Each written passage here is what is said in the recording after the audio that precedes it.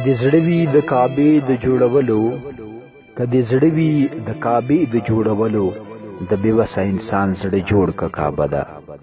د پیغمبر علیه الصلاة والسلام حدیث دی چې کوم کس د یو یتیم کفالت وکړو هغه به جنت کې مو سره په ایکې وزیږندي وي. د روژې مبارکې میاشت مقصد هم دا دی چې موږ د بل درد او د بل تکلیف محسوس کو. راتلونکي اختر په خپلو خوشحالیو کې ځان سره د معاشري یتیمان او مسکینان هم شامل کو. نن د ملت سهارا فاونډیشن د طرف نه د مرغۍ چینې سیمه کې یتیمانانو کې د اختر پیکیج تقسیم شو چې په دې کې غوړي، کپړې، خیلي او شربت شامل وو.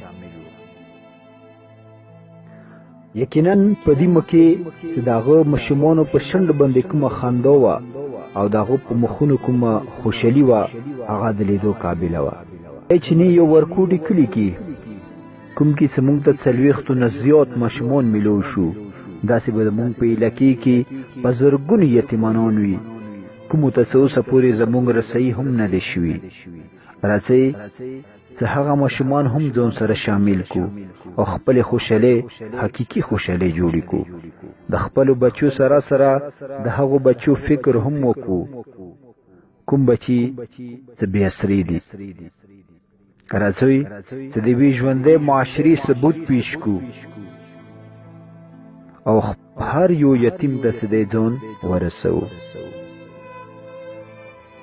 د تاسو یوه وړه نیکي د چا قیمتي ژوند روښانه کولی شي. ملت سهارا فاونډیشن غواړي چې په علاقې کې د یتیم دپاره یو ښه اداره، یو بلډ بینک، یو امبولانس سروس او دین علاوه نور هم د خیر ښېګړې کارونه وکړي. راځئ چې د ملت سهارا دې سوچ ته یو تعبیر ویر کو. راځئ چې د ملت سهارا فاونډیشن دې سوچ ته یو حقیقي رنګ ویر کو. خپل صدقې خیراتونه ملت سهارا فاونډیشن ته ویر کوئ. انشاءالله دا سوچ په ډېر زر حقیقت ته بدلیږي او د یې ژوندۍ معاشري تشکیل وکړو.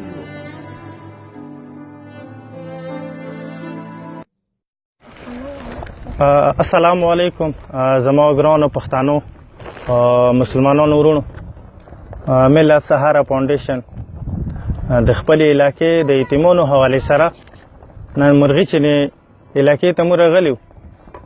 علاقه ډېره لږه دی خو د یتیمانو رشو کې ډېره زیاته دی.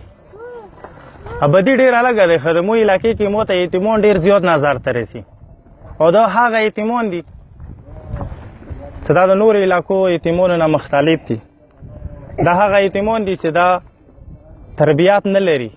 دا هغه یتیمان دي چې دا روان مستقبل دوپاره بچیو دوپاره دوی تعلیم ماحول نشته دی. دا هغه یتیمان دي چې د خوراک کمی سره سره تربیات کمای هم دلته دی. او یوه ژوندي معاشره هغه وي چې هغه ته پرژلې دوپاره امبولانس وي. یوه ژوندي او ښکلې معاشره هغه وي چې کومې معاشرې کې د پرژلې دوپاره د ډیلیوري کیس دوپاره د وینې بندوبست کیدلی شي. او زه یم چې یوه ژوندي او یوه ښه معاشره هغه وي کوم کې چې د یتیم دوپاره د تربیات دوپاره سکول وي. کومې معاشرې کې چې د یتیم د خیال ساتنې څوک وي. کومې معاشرې کې چې د یتیم د خوراک څښاک سره د هغه تربیات والا هم فکر والا څوک وي. زه د خپل علاقې هغو ټول بااثره خلکو ته زه د ما اواز اورېدونکو هغو هر یو هغه بنده ته هر یو هغه بزنسمین ته هر یو هغه سړي ته یو زه اپیل کوم چې دا هم ورسره په هغوی کې یو محمد ناست دا هم د چا بچی دی او ته یقین ولره چې دې ته د اختر دوپاره او دې سره د یعنې د بوټانو بندوبست هم نشته دی. کپړې ډېره وړیا خبره دی. دې ته به خوراک یا میلیږي یا نه میلیږي. که میلیږي کم به میلیږي. د اختر خوشحالي دې هغه شی نه دی لکه څنګه زه خپل ورور دوپاره لرم، لکه څنګه ته خپل بچي دوپاره لرې. د دغه یتیم مستقبل نشته دی. د دغه یتیم مستقبل دوپاره د خپل مور ته د راوړنې څه سوچ نشته دی. هغه وجه دا دی چې زموږ علاقې کې دغه یتیم دوپاره تربیت دوپاره سکول نشته دی.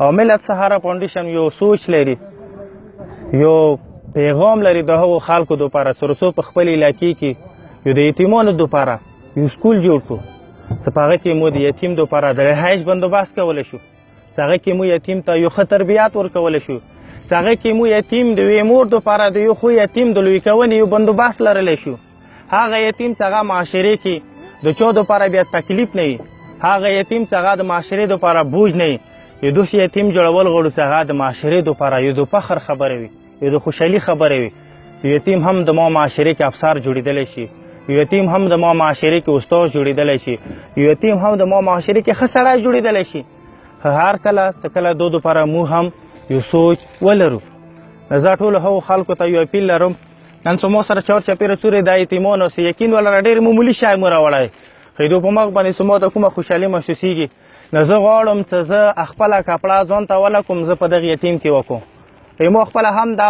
جذبه دی چې ما کومه کپړه کړې دی زه به ورپسې کوم د هغه کپړې چې څو پرې دغه کې ما کوم یتیم پتې اختر ونه رسم ما هم ځان سره وعده کړې چې زه به په اختر کې هغه بوټان نه استعمالوم چې څو پرې محمد غنتې وړکي ته مو بوټان یې ورکړي نو دا د مو هغه معاشره دی چې دلته د یتیمانو ډېر زیات تعداد دی او بدقسمتي سره یم که چېرې زه خپل بچي ته تعلیم ورکړم که چېرې ته خپل بچي ته تعلیم ورکړي که چېرې د مرغۍ چیني والا هر یو سړی مالدار سړی خپل بچي ته تعلیم ورکړي او دغه یتیم ته یې ور نه کړي نو تو بچای محفوظ نه دی تو بچای روغ بچای نشي جوړېدلی څو پرې چې تو چڼ ګوال کې خپل یتیم تو سره روغ نه شوی څو پرې چڼ ګوال کې تو سره یتیم خوشحال نه شوی ما ته خو په دې باندې ثواب میلاویږي چې زه د یتیم په سر باندې لاس مې تیر کوم دې ثواب خو که زه یتیم ته د تربیت بندوبست وکړم نو زه هم دا د ما دپاره او د ما اعمال دپاره او د الله او د الله رسول خوشحالونې دپاره دا ډېره غوټه خبره ده رسول چې خپل علاقې کې خپل یتیمانو دپاره د زړه نه د اخلاص نه ډېر څوک ډېره مننه خوشحاله آباد اوسئ